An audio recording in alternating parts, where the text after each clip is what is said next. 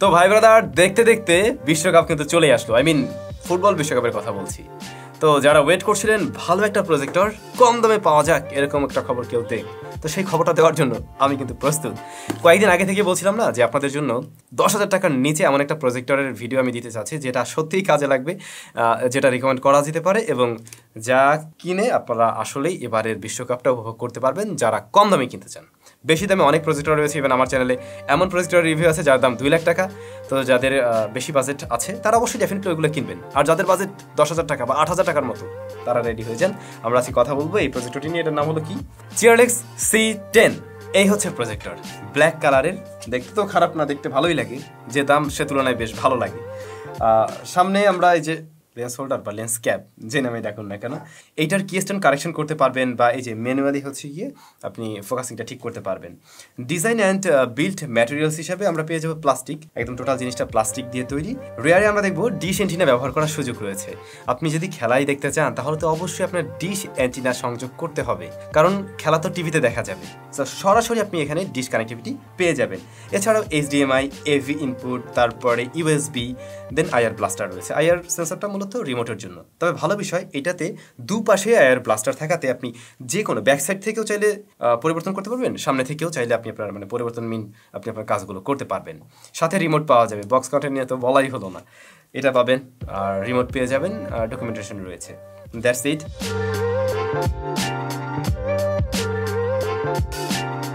তো এইটাকে আপনারা মাউন্ট করতে পারবেন যে কোনো ট্রাইপডের সাথে, বা উপর থেকে চাইলেও হুক করে রাখতে পারবেন, সেই সুব্যবস্থা রয়েছে। থাকছে বিল্ট ইন স্পিকার। তবে এর স্পিকার কোয়ালিটির সম্বন্ধে যদি শুরুতেই বলি, সেটা খুব আহামরি কিছু না।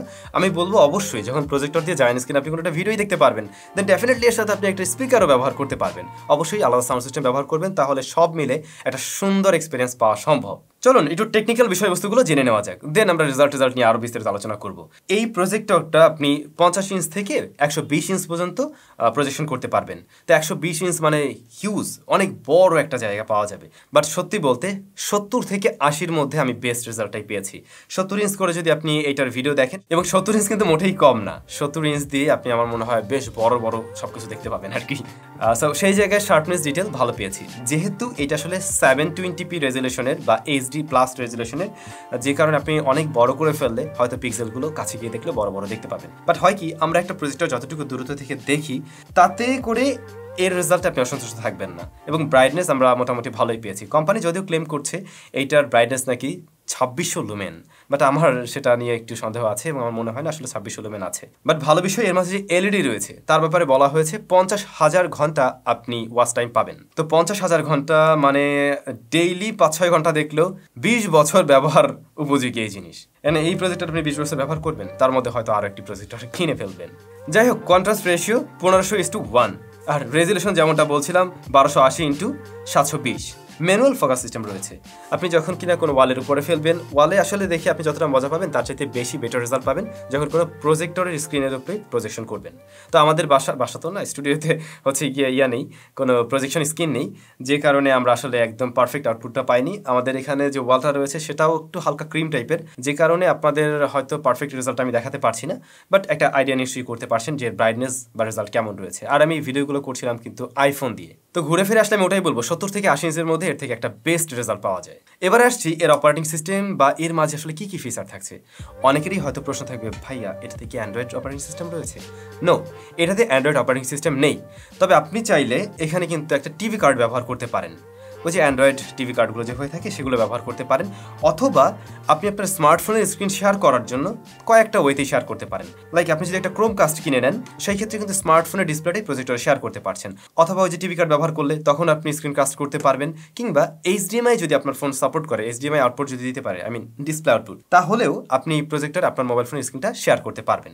পাশাপাশি ল্যাপটপ কম্পিউটার থাকলে সেগুলোর মাধ্যমে তো অবশ্যই আপনি এই প্রজেক্টরে ইনপুট দিতে পারছেন যে কোনো ভিডিও। তারপরে বাকি থাকলো স্যাটেলাইট টিভি। আপনি অবশ্যই এর রেয়ারে এই যে জ্যাক পেয়ে যাবেন, সেখানে ডিশ অ্যান্টিনা কানেকশন করে নিয়ে বাংলাদেশে আমরা যে ধরনের চ্যানেলগুলো দেখি সবগুলো উপভোগ করতে পারবেন। তো এই সব কিছু মিলে এই প্রজেক্টরের প্যাকেজটার প্রাইস ছিল 8,890 টাকা। তো 8,890 টাকায় আমরা যা পেলাম সেটাকে খারাপ বলা যায় না এক হিসাবে। হ্যাঁ, যদি এর মাঝে একটু অ্যান্ড্রয়েডটা ধরিয়ে দেওয়া হতো তাহলে এক কথায় জোস হতো। অ্যান্ড্রয়েড দিলে আবার হয়তো কি, তখন দেখতেন এই টিভি কার্ডটা নেই, এটার সাথে টিভি সিস্টেমটা থাকতো না। তো যেহেতু আমি বলছি এই প্রজেক্টরটা কিনবেনই একদম বিশ্বকাপকে উদ্দেশ্য করে, সেই জায়গা থেকে বলতে হয় আপনি ডিশ এন্টিনা ব্যবহার করতে পারছেন, এটাই হলো সবচাইতে বড় সুযোগ। আর এটার সাথে যদি কিনা ওয়ারেন্টি পাওয়া যেত, লাইক 1 বছরের অফিসিয়াল ওয়ারেন্টি বা এই ধরনের কিছু, তাহলে আরও দারুণ হতে পারত। এই প্রজেক্টরটা আমাদের কাছে পাঠিয়েছিল রেইনবো গ্যাজেট, যাদের শপ থেকে আপনারা কিনতে পারবেন। ভিডিও ডেসক্রিপশনে তাদের শপের যাবতীয় ইনফরমেশন দেওয়া রইলো, এই প্রোডাক্টের পার্সেস লিঙ্ক দেওয়া থাকবে, অবশ্যই আপনি সেখান থেকে পার্চেস করতে পারছেন অনায়াসে। আপনাদের কাছে এই প্রোডাক্টটি কেমন লেগেছে অবশ্যই কমেন্ট করে জানাবেন। আচ্ছা, শেষ করার আগে আরেকটা ব্যাপার বলতে আমি ভুলে গিয়েছিলাম। এইটার মাঝে তো আপনারা জানেন যে ঠান্ডা করার জন্য অবশ্যই ফ্যান ব্যবহার হয়েছে, তো ওইটা একটু নয়েজ দেয়। যদি আপনি প্রজেক্টরের কাছাকাছি থাকেন তাহলে সাউন্ড পাবেন, তো লাউডলি যদি স্পিকার বাজে তাহলে আর এইটা নিয়ে সমস্যা হয় না, এই আর কি। তো ভাই ব্রাদার, কেমন লাগলো সেটা কমেন্ট করে নিশ্চয়ই জানাবেন। সবাই ভালো থাকবেন, সুস্থ থাকবেন। দেখা হচ্ছে স্যামজনের আবারও নতুন ভিডিওতে। টাটা।